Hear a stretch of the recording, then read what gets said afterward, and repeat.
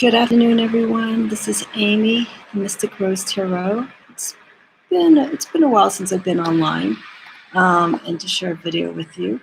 But today, I haven't done a deck review in a while, and I actually received this deck quite some time ago, earlier this year, beyond Lemuria, and it's been sitting off to the side because I've been focusing on some other different tarot styles and different practices. But I feel that I had to open up this deck.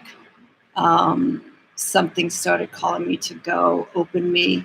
It was still wrapped up. So anyhow, I finally have the time, and this is actually a break for me because I've been focusing so much on astrology with the tarot and everything being in the logical and rational and reasoning aspect of understanding astrology and bringing it into the tarot. This Beyond Lemuria was a nice break for me. It's something that is the complete opposite. We're going more into the spiritual realm of this deck as opposed to astrology, where we're dealing a little bit with the science, the placement of the planets with the signs in relation to the tarot. So there was a lot thinking. So I'm giving this part, the mind, a break, and I'm going to be giving this some attention right now. So I looked through the cards. I did a reading a few nights ago that I haphazardly put my reading that I did back together again. So I got that reading out of order, but I'm going to still share with you a little bit of what I got from it. And then I'm going to go through these cards. So this is an oracle deck by Izzy Ivy. I believe she's based in Australia. This deck is published by Blue Angel Publishing, which is also based in Australia.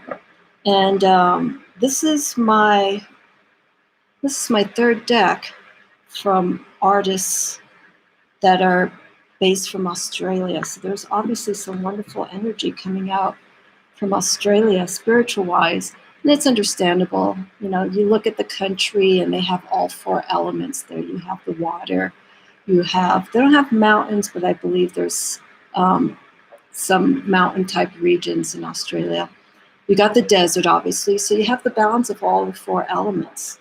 And the three decks that I have specifically from Australia encompass that energy. The Lamina Tarot, it's a very free-spirited, tribal-ish. And what I mean tribal-ish is that it's the way it connects to nature.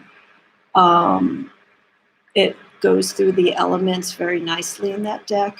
Then I have the Dreams of Gaia, my beloved, healing, nurturing, I call it my mother deck. It's a deck that I can go to if I need some solace and some inner healing. So Beyond Lemuria is almost going to be probably complementary for that deck.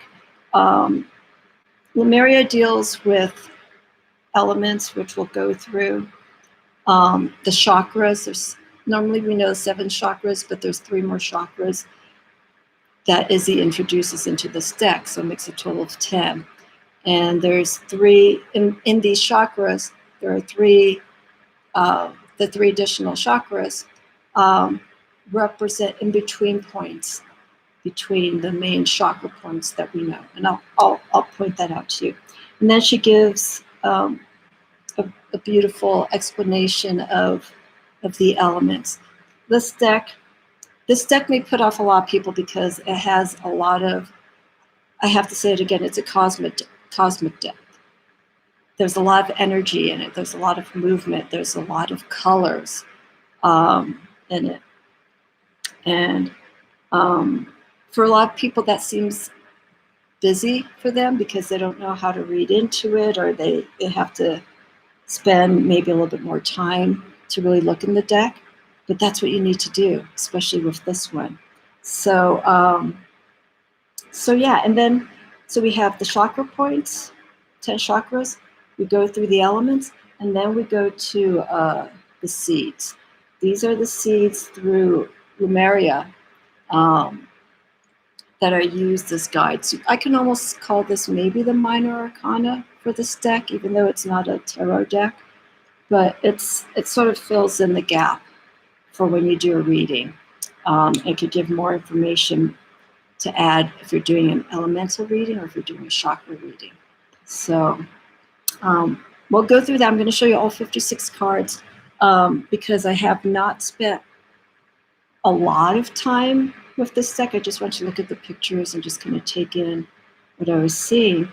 I'll make reference to the book, which I have here. The cards are about 3 1/4 by 5 1/2 inches. So I believe maybe that's standard oracle size, like large oracle decks, which I like. I've always gravitated more to the larger size decks. A lot of people have issues with the large decks because they don't know how to shuffle. It's like if you have a beautiful deck and those images are large, you will be able to make them work. So you'll find a way to shuffle them, and there's modified ways of shuffling large cards. So it's not an issue for me. If you love the deck bad enough, no matter how big it is, you can make it work. So I'm going to take sips of water because when I do my discussions, I get very dry-mouthed, and we're still very warm here in the mountains. So I'm just giving you that little forewarning. Here's water to you.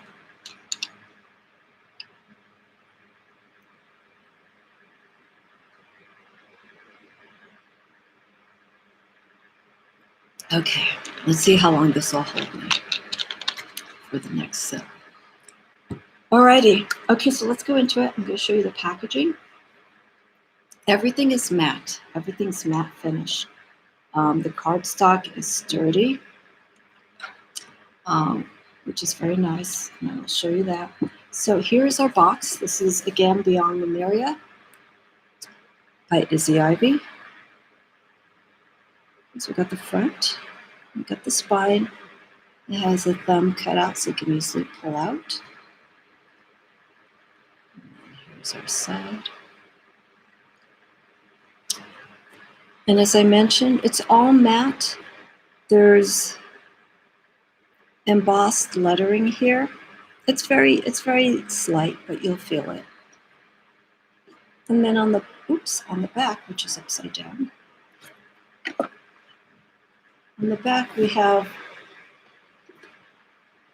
it's a matte background, but the embossing of the images and of the text is that it's embossed, and these have a glossy finish. This text does not. I'll go a little closer if you want to see.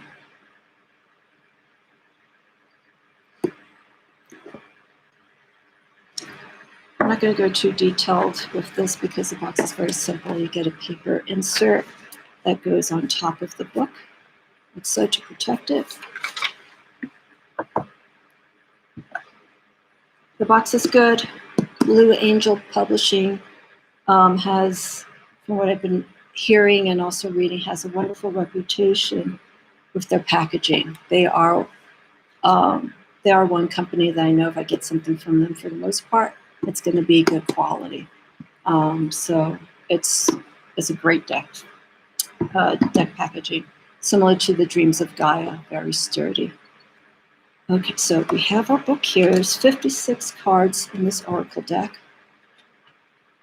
And as I mentioned, since I'm not extremely familiar with this deck, I'm going to be making reference from the book. So it's the same cover as we have here, just so you can compare. And I'm sorry that it's blue. The packaging for this is not blue. It's just the lighting that's coming in here right now. Let's see if it's where it's blue, it's actually black. So where you see the blue tint, it's actually black, and you have a beautiful rainbow of colors coming from both the boxing and the book. So I just want to make it clear. Don't worry, you're not going to get a blue tint. It's basically black. And then this is the back of the book. And these are the back of the cards as well. And again, everything's matte with this deck, which is wonderful. And then it's regular paper stock. Is of an ivory colored stock for the book here.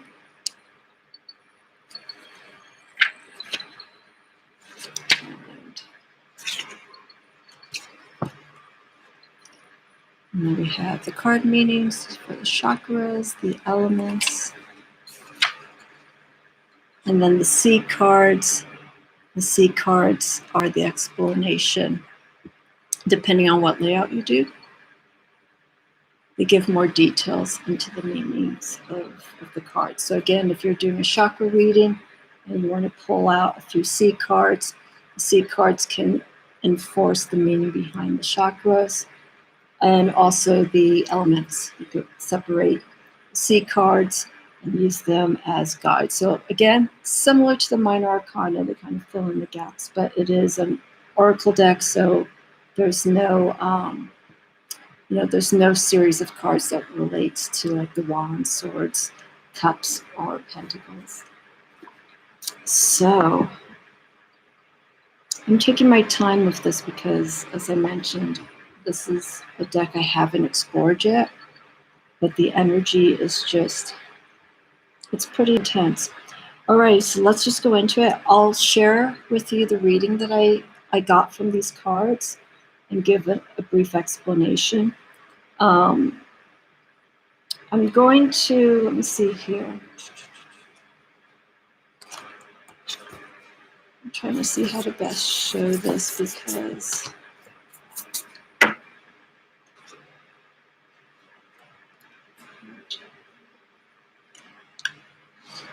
okay. So as I mentioned,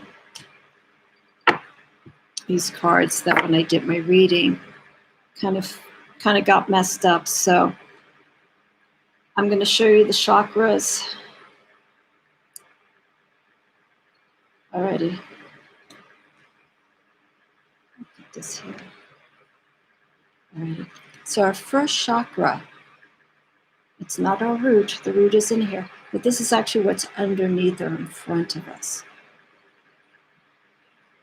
So again, apologies for the blue tint in these cards.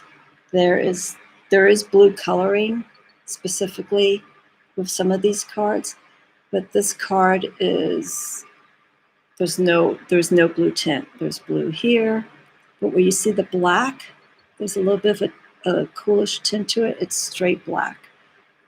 So if you see anything in the black areas, I used to do production work and doing photography, so color is very important. So anywhere where you see a color tint in the shadow areas, it's actually black, but there is true color here. It's just beautiful. Earth Star Chakra. So again, this is actually before our root chakra. And this is, I think it's 3 feet beneath us or in front of us. And this is the initiation. This is the energy that we start drawing in to move into the series of chakras. And then these are codes through Lemuria that is assigned for the chakras and the elements. I didn't read too much about the codes yet. Izzy, who created this deck, she was saying that these are codes that I believe she created while she was in the process of creating these decks. So these are little sigils, if you will, cosmic sigils. And they came to her while she was creating this deck, from what I understand correctly in the book. So these are unique, as most sigils are, but this is unique specifically for this deck. Okay, let me see here. 6 and 10. Okay, again, my apologies. These are out of order because of the reading that I did, so bear with me. There's so much movement. Let me show you the full back of the cards here too. And they're reversible, as you can see. I mean, just look at these cards here, just the back. If anyone's having a bad moment right now, hopefully you're watching this, just look at the colors. Just look at the movement in this card. And things seem to be a lot calmer. That's just the back. Okay, so now we get to our second chakra, our root chakra. This is for grounding and center. And the violets that we see here this is actually more of a red. So for some reason, my camera is putting a bluish tint into these cards. So if you put blue into red, it becomes violet, which you're seeing here. But this is actually like a nice warm red color. So here's the root chakra. We have the butterfly, the beginning of transformation. It's at the base. Okay. So here we are. I'm going to move back here. Okay, so remember, Earth chakra, Earth star chakra is actually beneath the root. So it would be like this. Sorry, you can't see it.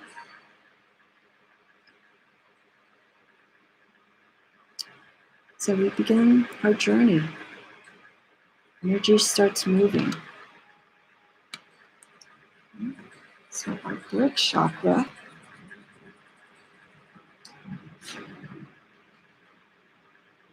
is sacral.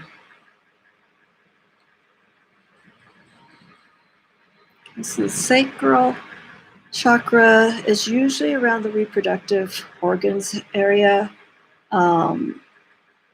It's between the root. Okay, so say this is our root chakra. So the area that's between the root and our reproductive organs, if you will, is our sacral. It's basically the base of the spine, the lowest point of the spine. And then we have here the snake. The snake is a form of Kundalini energy that moves through the chakras, starting at the base of the spine. And this one has wings. It's almost like a phoenix snake, excuse me. And it's the core of creation. So from the root, once we get grounding and centered, the energy starts moving. You start feeling that creative sense of putting things out forward, sharing. So that's our sacral. Let's see here. So that. Okay, so our solar plexus. I have to look at the cards here. Radiant illumination. So look at that from creation. That energy that we're starting to build, it's starting to grow. It's starting to feel, it's starting to manifest. And we start seeing the shifts of color. So we move up. Some blue, yellow. Here's the other sigils for this card. So that's our solar plexus.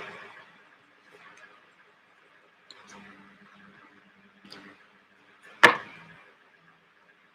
I did pull this card out of reading and I didn't get its seed card. It got mixed up, so this was part of the reading I had, the heart chakra. And I'm furling back to love. So the heart chakra is focusing on love, receiving love and giving it back.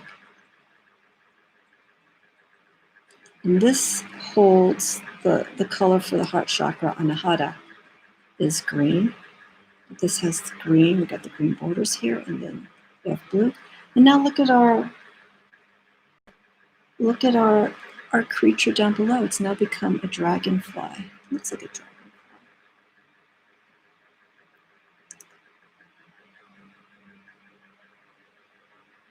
Sorry, I can look at this card all day. It just feels really good.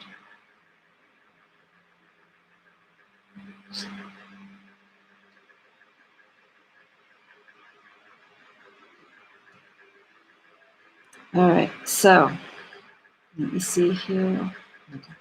So now we have the space. We had our Earth Star chakra, which was right at the base and in front and underneath our feet. Now comes the space between the 5th and 7th chakra. Okay, and that is the high heart. So our fifth chakra is our heart. 7th is throat, is this area. So now we have the space between here and here. It's this little area here. And this is called a high heart chakra. And this is actually the backing of the card. Ecstatic bliss. So you have this energy coming in from the heart, moving its way up towards the throat chakra. And all the movement from the very bottom chakra all the way to our top above our head chakra. It's all positive energy. It's all moving forward. So this is from love, from the heart. Show you the card here. And as that energy of love is moving up, we're starting to feel that excitement. We're starting to feel that joy that's coming in. So this is the high heart chakra. Okay, so it's between the heart and the throat. And then as we are moving up, this up here, we get to our throat chakra. And this has blues in it, but still, as I had mentioned, where it's black, it's jet black. And expressing your truth. We have the butterfly as it's moving up, and it has wings here. So we're taking that excitement, that bliss, that joy and love that we've developed from from the heart chakra, and then moving it up to the high heart chakra, to the throat. We're expressing how we feel. We're vocalizing the happiness. It's like giving a message. It's not preaching, but it's just we feel we're at a point here in the throat chakra, this area here, where you see someone who's very happy and they can't hold it back. Things are just wonderful. So this is our throat chakra. I mean, look at this card. Just look at it. It's just all these cards are good. These are feel-good cards. So if you know someone who's having a rough time right now, send them over to this channel here and have them look at these cards. It'll make them feel very good. Hi, Will. Thank you for joining. Holly, hi. I'm going to keep going because I have quite a few cards, but I'll take a look at the comments. This is a wonderful deck. It's just very spiritually empowering. It's just wonderful. Okay, so from our throat chakra, we're focusing here. Okay, our third eye chakra. The pineal gland is right here. It's, if I remember correctly, reading and in my yoga class, it's a gland that just sort of floats, and it's right more or less here and above. So when you see people who put bindis on, it's right around the area of where the pineal gland is. It's to stimulate. So here we go.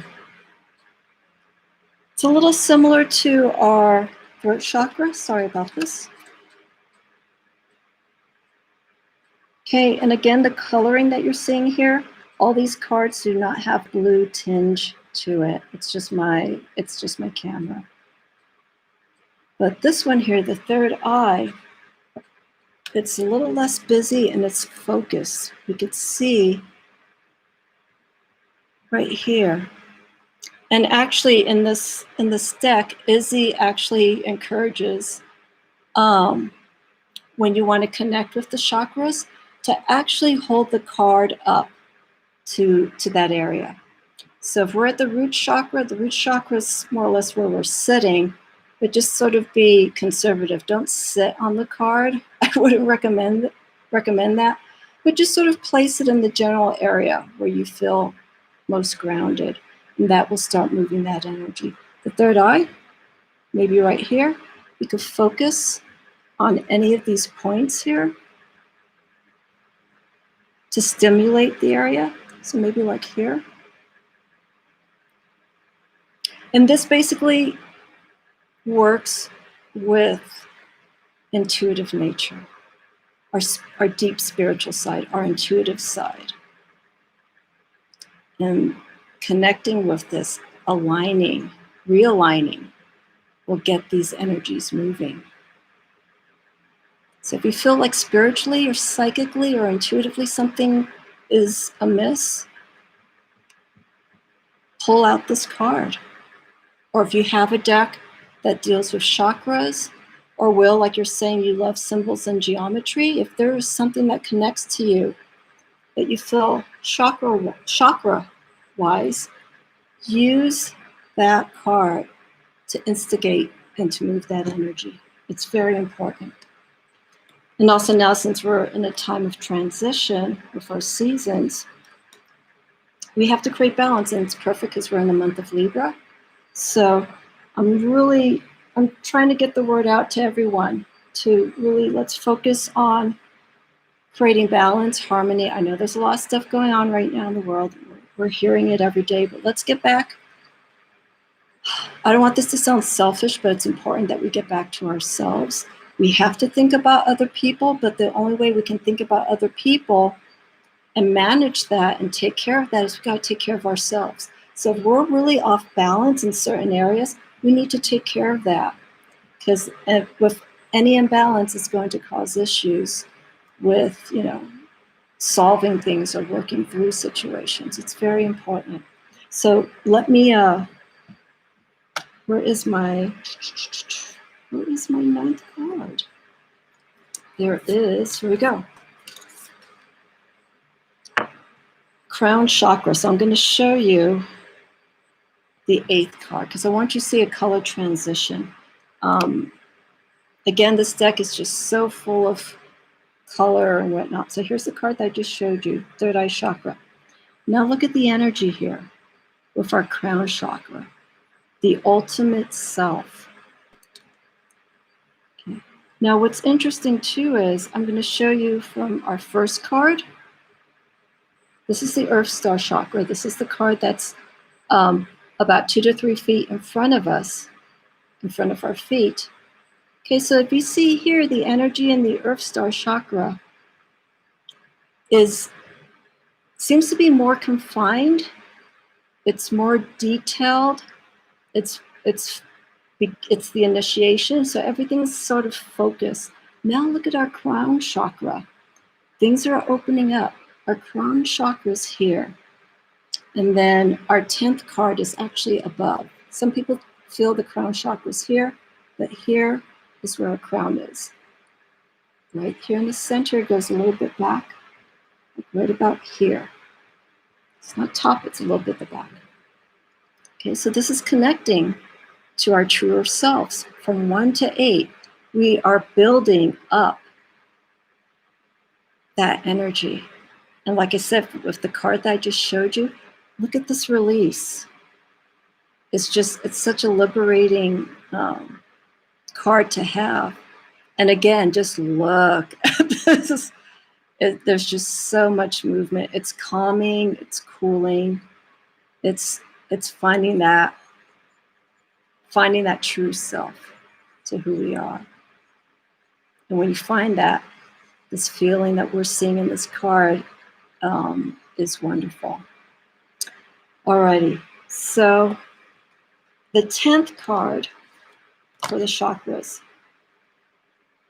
is, what do we do with this energy? Okay, we've connected to our crown, we've connected to our base, top part, I should say, of our head. Okay, so we've connected, we've gotten the enlightenment that we have achieved. Now what do we do with it? This is when the 10th card comes in. Soul Star Chakra. Merging with the divine. Now, with the basic chakra systems, this card can be seen as the ultimate enlightenment. But coming across a few articles, this is actually, I don't know how long this was actually brought out, but there are these 3 additional chakras that be added to the 7, the Earth Star Chakra, the High Heart Chakra, which again is between, here and here. It's the space in between, that's a High Heart Chakra. And now the Soul Star Chakra is right here. It's what we don't see, but we can achieve. Look at this card. Wow, wow, wow. I hope everyone's feeling a little better after looking at this, or they're feeling even more better. And again, these symbols here, these are codes. I'm not familiar with the Lemurian background, but I will share what I read from this book about it. I believe this has been dispelled, that there was never a culture, a Lemuria culture, but apparently it's based in Mount Shasta, California. So if anyone's gone to Mount Shasta for either hiking, if there's some sort of cosmic shift that you know about, please let me know. You know, there are all these different areas. I think Sedona is one of these areas that has there's something magnetic, I was told, in Sedona, that if you go to a certain point in Sedona, somewhere in the desert, I've had people say that everything literally stops.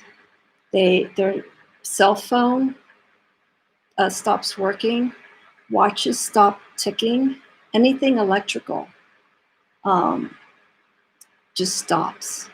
And I don't know where it is, but I was told there's a point in Sedona, there's a vortex where everything stops. And the desert holds pretty strong energy. I like the desert, but not in the summer months. I can't do that. The heat's just too much. Alrighty, let me take another sip of water. Okay, I'm gonna take a look at comments. I don't know if anyone else is still with me. Bear with me, please.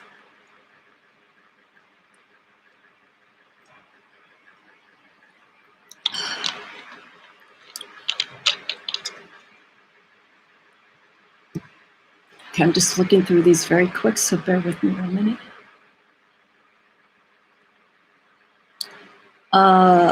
Yeah, chakras, colors, that's all what they're about. There are decks that are out there that have color theory. There's a deck that I actually have that I might give away. If anyone's interested, let me know. I'm kind of holding on to it because this was the deck that I was going to be using for chakra work, because it has different color aspects. I have a review of it. I don't want to take up the time and discuss this deck and go on a tangent. It's the Essential Tarot by Pablo Mont. And it came out this summer. It's a brand new deck. And I'll just show you quickly the back of the cards. Now, it doesn't follow the same colors pattern that we see with chakras, but most of the cards, that they have a background where there's colors in it. The King of Swords, which I would think would be yellow, but they have like a violet color to it. So I may, here's another card. I may gift this or do a giveaway. If anyone's interested in the deck, let me know and I'll consider it. I probably will, because once I find a deck and it really sticks with me, I'll probably just hold on to it. But let's see.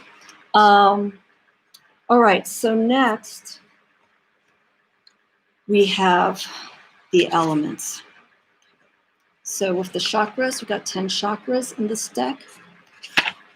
And then the elemental cards, we go through water, air, earth, and fire, and ether for spirit. But she throws in 2 additional cards that she felt would be a wonderful complement for the elements. So those cards are, again, there are 56 cards in this deck. Okay, so now we're going to do the elemental. 1, 2, 3, 4, 5. I think I am missing. Yeah. Okay, here we go. Oh, I'm sorry, let me finish looking at the comments. Yeah, Will, definitely do the chakras. It's wonderful energy. It's healing. It gets everything moving. Let me know if you're interested in learning more about that, and I'll be happy to guide you. Holly, the back of the cards is actually the high heart chakra. This is the back of the cards, and this is it. There's just a bit of a shift from it, but it's the center, as you can see, is pretty much what we see here. She just gave special design for the high heart chakra card. So this is the back.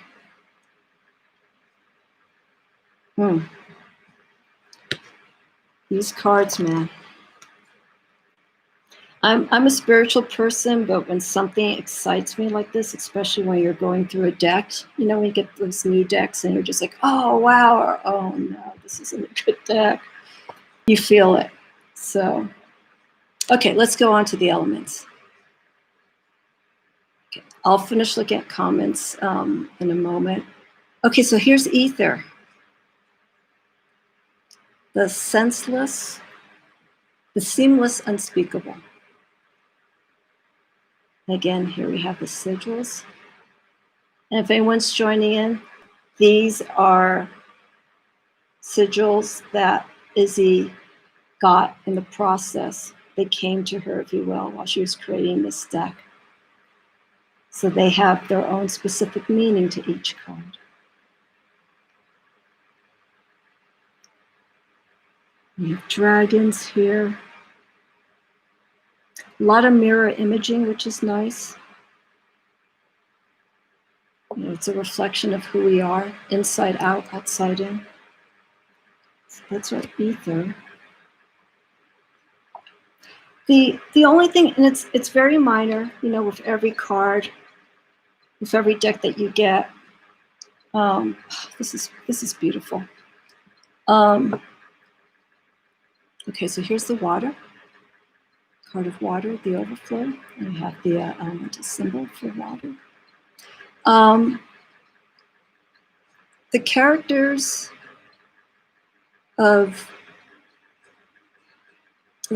that are in this deck, they're very, I'll say anime, not all of them, but they have an anime-ish, alien-likeness to them.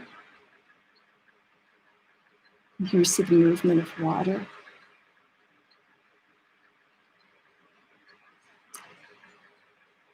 So I tend to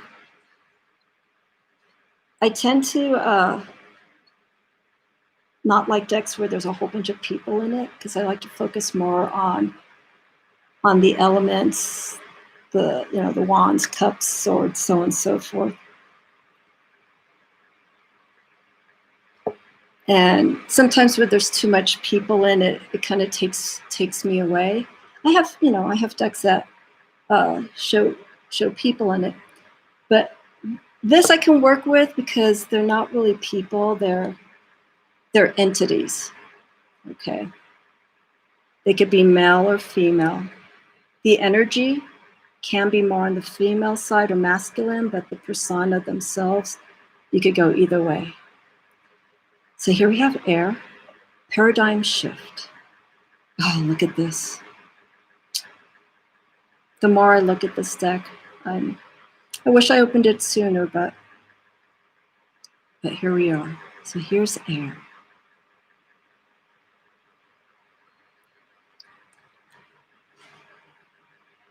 And our earth card. I'm going to just kind of go through these. Here's our earth. They're bordered with green. For the most part, this is a borderless deck, but Izzy does draw in a little bit of lines just so we can focus on the image itself, but we still have the influence of the green coming from the cards. Nurture nature. I'm an earth sign, so being up here in the mountains and just being surrounded by nature, this is just beautiful. So next, I gotta find my last two cards. Because as I mentioned, I did a reading, and the reading kind of pulled from these cards. So number 15. Here's our fire. Sorry. Solaris Sublime. So we see the movement of these dragon figures, fiery energy. Here we could use our conscious self here at the base and going through the different stages. And if you look closely, I'm going to move this in really close. Look what we see here. You will more than likely gravitate to this deck. It is very, very nice. And let me show this card again. So the colors up here are yellowy. Yeah, the yellow, a little bit of orange here. So it does show the color transition of energy as it moves from pale yellow to bright yellow for air, or for fire, I'm sorry, for fire. Alrighty, so then I have 16. Let me get this back in order. Okay, so these last two cards I'm going to be showing you. Oh my God, I've been talking for 43 minutes. I haven't finished the entire deck. These last two cards for the elements, she puts in as love and compassion. Now this is similar. Okay, I just want to show a little bit of similarity. Okay, so there's a slight chance you may misconstrue these cards, but they have different purposes. This is from chakras and this is from elements. Okay, so just wanted to point that out, similarities. And also to the back of the card, so that you could see there. So love and compassion, using these elements that we have. And also want to point out sigils. This one's pointing downward. Okay. And our last one for the elements of the Beyond Lemuria deck is awakened awareness. And it's pointing upwards. And these are all paintings. This is all of Izzy's artwork. She's definitely a visionary painter. She has that connection to the cosmic, to the universal realm. And she's obviously directly experienced it, and this is what she's seeing, and this is how she's feeling. It's wonderful when you have an artist who can create such vivid imagery like this, so that when you see it, you know, when you see a painting, you see the painting, you see it's a scene. And sometimes it's just that, it's a scene and whatnot. But when you work with cards like this, or you look at Alex Gray's work, or any visionary artist, their work is more than just this. It enlightens the senses. For some people, they could probably hear what's going on in these cards. You know, it wakens up all our senses so that we can go into these cards individually and experience it.